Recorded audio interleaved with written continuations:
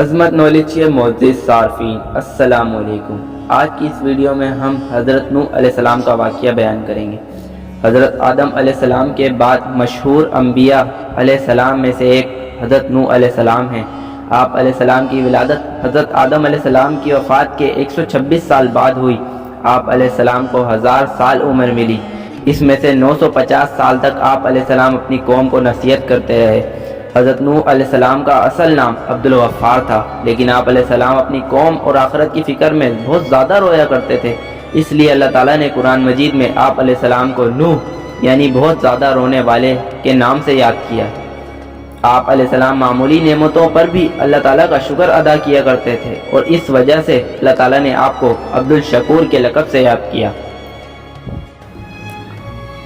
حضرت نوح علیہ السلام کا اللہ رب العزت نے قرآن مجید میں 43 مقامات پر ذکر فرمایا، اور قرآن مجید کی ایک سورت نوح سورہ نمبر 71 کا نام بھی آپ علیہ السلام کے نام پر ہے۔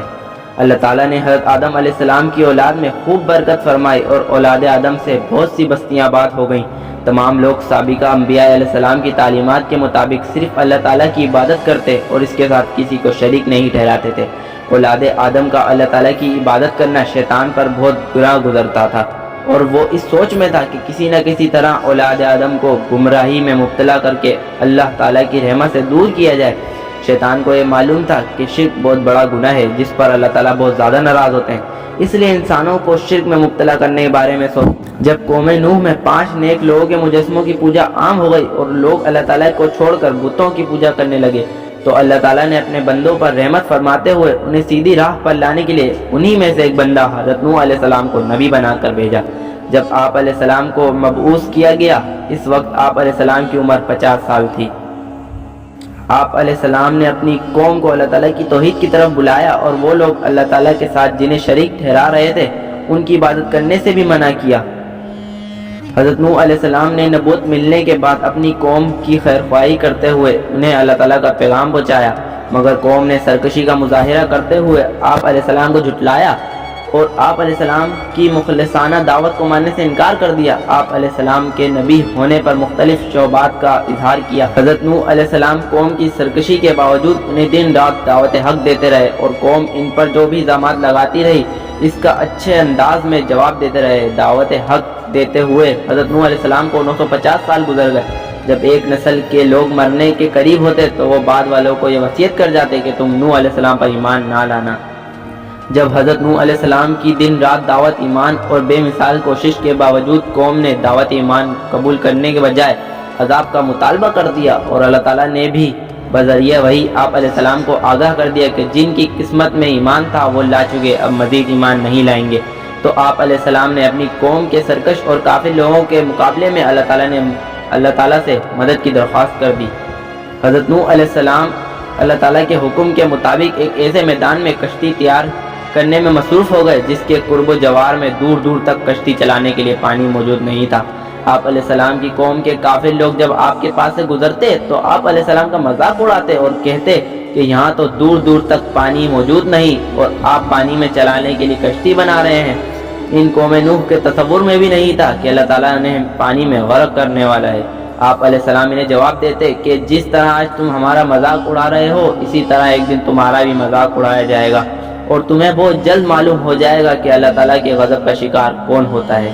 جب حضرت نوح علیہ السلام کشتی تیار کر چکے تو اللہ عز و جل نے حضرت نوح علیہ السلام کو حکم دیا کہ آپ خود بھی کشتی میں سوار ہو جائے، اور میرے مومن بندوں اور تمام حیوانات میں سے جوڑا جوڑا کشتی میں سوار کر لیجئے، مگر کفار میں سے کسی کو بھی کشتی میں سوار نہ کرنا۔ حضرت نوح علیہ السلام نے اللہ تعالیٰ کے حکم کے مطابق مومن بندوں کو جن کی تعداد تقریباً 80 تھی کشتی پر سوار کر لیا، جن میں حضرت نوح علیہ السلام کے بیٹے سام، حام، یافس اور ان کی بیویاں بھی شامل تھیں۔ تمام جانداروں کا ایک ایک جوڑا بھی سوار کر لیا۔ پھر اللہ تعالیٰ نے ایسا زبردست طوفان بھیجا کہ آسمان سے بھی زوردار بارش برسنے لگی اور زمین سے بھی پانی ابلنے لگا۔ چند لمحات کے اندر پانی اتنا زیادہ ہو گیا کہ اللہ تعالیٰ کے حکم سے کشتی تیرنے لگی۔ جب قوم نوح پر سخت طوفان آیا اور ہر طرف پانی ہی پانی ہو گیا، قوم نوح کے سرکش افراد پانی میں ڈوب کر ہلاک ہو گئے۔ طغیانی کے باوجود بھی حضرت نوح علیہ السلام کی کشتی موجوں میں صحیح سالم چل رہی تھی، اس لیے کہ اس کا محافظ اللہ تعالیٰ تھا۔ आसमान से शदीद बारिश और ज़मीन से पानी के फव्वारे निकलने पर ज़मीन पर बहुत सा पानी इकट्ठा हो गया, जिसमें तमाम कुफ्फार डूब गए। सिर्फ वही लोग बचे जो हज़रत नूह अलैहिस्सलाम के साथ कश्ती में सवार थे। अल्लाह हुक्मुल हाकिमीन का तय करदा फैसला पूरा हो गया तो अल्लाह ताला ने ज़मीन को हुक्म दिया कि जो भी तुम्हारे ऊपर पानी है इसे पी जाओ, और आसमान को हुक्म दिया कि बारिश बरसाना बंद कर दो। दोनों ने अल्लाह ताला के हुक्म की तामील की। ज़मीन का पानी कम होना शुरू हो गया और पहाड़ों की चोटियां नजर आने लगी। तो हज़रत नूह अलैहिस्सलाम की कश्ती जोदी पहाड़ पर जा ठहरी, जो इराक के शहर मौसूल के करीब है।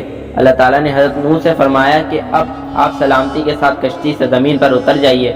आप पर और आपके मुसलमान साथियों पर अल्लाह ताला की बरकतों और रहमत का साया रहेगा, और इनमें से कुछ की नस्लों में से ऐसे लोग पैदा होंगे जो आगे चलकर कुफ्र की राह तैयार करेंगे। इनका मकसद दुनिया का ऐशो आराम होगा।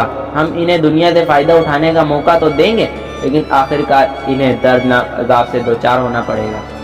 अल्लाह ताला ने कुफ्फार को हलाक करने के बाद ज़मीन को खुशक करके रहने के काबिल बना दिया, और आप अलैहिस्सलाम की औलाद जो कश्ती में आप अलैहिस्सलाम के साथ सवार थी, इनसे इंसानी नस्ल को बाकी रखा। साम की नस्ल से अरबी, फारसी और रूमी वजूद में आए। याफिस की नस्ल से तुर्क, सकालवा और याजुज माजुज पैदा हुए, और हाम की नस्ल से कुब्ती, सोडानी और बर्बर अकवाम वजूद में आई। हज़रत नूह अलैहिस्सलाम के दौर में आने वाले तूफ़ान से सिवाय कश्ती में सवार अफराद के तमाम लोग हलाक हो गए थे। इनसे आगे फिर इंसानी नस्ल का सिलसिला चला, इसलिए हज़रत नूह अलैहिस्सलाम को आदम सानी यानी दूसरे आदम कहा जाता है। वीडियो अच्छी लगे तो वीडियो को लाइक करें और हमारे चैनल को सब्सक्राइब करें।